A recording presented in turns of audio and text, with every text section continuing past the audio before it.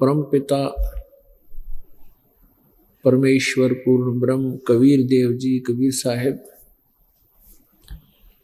ये हम सभी आत्माओं के पिता हैं। हम यहाँ काल के जाल में फंसे हुए हैं। यहाँ कोई भी प्राणी सुखी नहीं है। इस काल भगवान ने अपने स्वार्थ सिद्धि के लिए हमें यहाँ पर रोक रखा है। हमारे को केवल यहीं तक सीमित कर रखा है इसने, संतान उत्पत्ति करो, इन्हीं परवरिश में अपना पूरा जीवन व्यर्थ कर जाओ। कोई पुण्यात्मा परमात्मा की चाह में कोई भक्ति करना चाहते हैं तो उनको नकली दूत भेज के, नकली संत गुरु महर्षि बना के काल ने यहां भेज रखा है। और उन्होंने सभी ने वेदों, गीता और पुराणों के विरुद्ध ज्ञान मानव समाज में भर रखा है। उस अज्ञान को हटाने के लिए परमात्मा को ही स्वयं आना पड़ता है, क्योंकि वो हमारे पिता हैं। उस परमेश्वर में सर्वगुण हैं। त्वमेव माता च पिता, त्वमेव बंधु च सखा, त्वमेव विद्या च द्रविणम, त्वमेव सर्व मम देव देव। ये वो परमात्मा है जो हमारा माता भी है, हमारी पिता भी है। अर्थात हमारे सर्व दुख में यही दुखी होता है। इसलिए अपने उस यथार्थ स्थान को, सुखमय स्थल को, सतलोक को, शाश्वत स्थान को छोड़ के वहां से चलकर यहां इस काल के गंदे लोक में आता है, क्योंकि हम उनके बालक, उनकी प्यारी आत्माएं महादुखी हो रहे हैं। इस काल भगवान ने हमारे अंदर इतना अज्ञान फैला दिया कि हम अपने पिता के विरोधी बन जाते हैं, हम उसके दुश्मन बन जाते हैं। जैसे आज से 600 वर्ष पहले परमेश्वर कबीर जी आए थे, एक जुलाहे की भूमिका की थी, एक धानक की भूमिका की थी, और साथ में असली उद्देश्य उनका था वो भी अपना पूरा किया, तत्व ज्ञान का प्रचार किया, उसको लिपिबद्ध करवाया। परमात्मा के जो गुणों में लिखा हुआ वही लीलाएं परमेश्वर ने 600 वर्ष पहले की, जिस कारण से आज हम अपने पिता को पहचान सके। अन्यथा काल ने परमात्मा की पहचान, उसका नामो निशान मिटवा दिया था। पत्थर का भगवान बनवा दिया कि तो मस्जिद और गुरुद्वारे और मंदिर बनवा के उसी में भगवान बता दिया, और कहीं ब्रह्मा विष्णु महेश से ऊपर कोई परमात्मा नहीं है, ऐसा ज्ञान फैला दिया।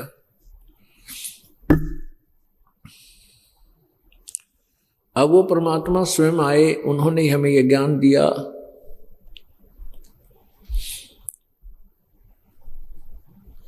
उस परमात्मा ने आकर के अपनी प्यारी आत्माओं को जगाया।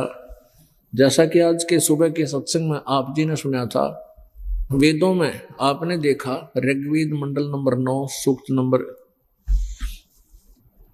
86 के मंत्र 26-27, ऋग्वेद मंडल नंबर 9 के सूक्त 82 के मंत्र 1, 2, 3 में,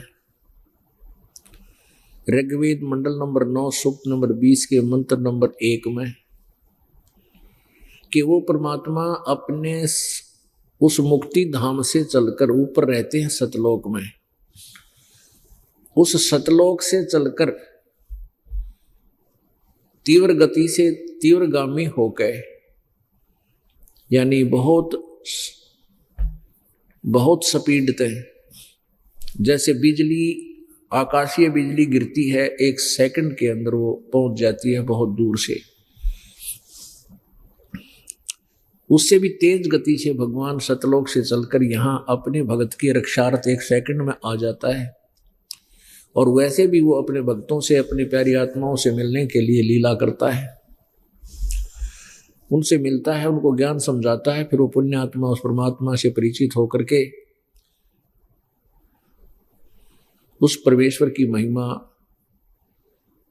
जगह जगह जाकर के सुनाते हैं और फिर उस अपने द्वारा अनुभव, अपने द्वारा परमात्मा का किया साक्षात्कार का अनुभव अपनी अमृतवाणी में लिखवा कर वो अपने सतलोक चले जाते हैं। वो अमृतवाणियां आज हमारे लिए एक प्रमाण है, एफिडेविट है जो संतों ने, उन संतों ने दे रखा है जिन्होंने भगवान पाया है।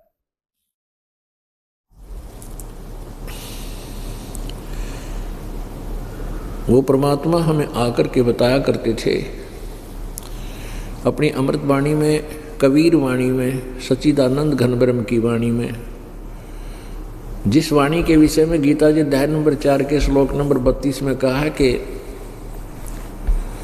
जिन यज्ञों की जानकारी अध्याय नंबर 4 के श्लोक 25 से 31 तक दी है, इस प्रकार के और भी बहुत से यज्ञ विस्तार के साथ ब्रह्मणे मुखे माने सच्चिदानंद घन ब्रह्म की वाणी में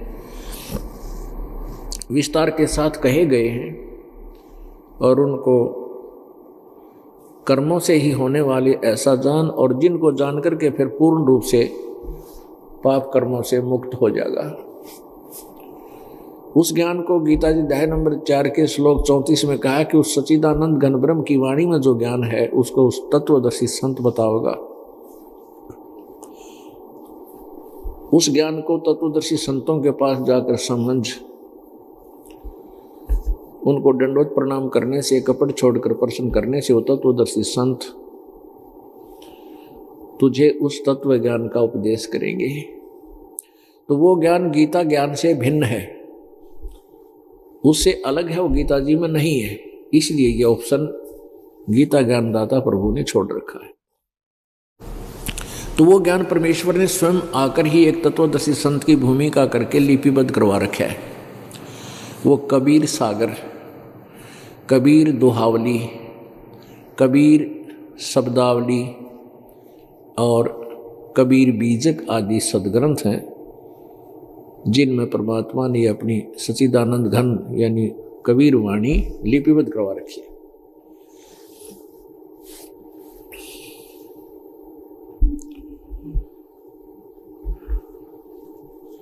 परमात्मा परमेश्वर कबीर जी हमें आकर के समझाते हैं कि तुम्हारा यहाँ मानव जीवन की प्राप्ति केवल इस काल के जाल से निकलने के लिए ही होती है, और आप जी परमात्मा से के ज्ञान से अपरिचित होने के कारण अपने जीवन को केवल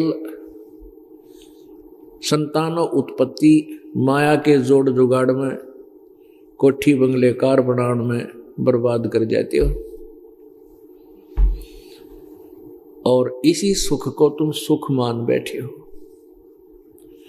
परमेश्वर कहते हैं झूठे सुख को सुख कहे, ये मान रहा मन मोद, ये सकल चबीना काल का, कुछ मुख में कुछ गोदे।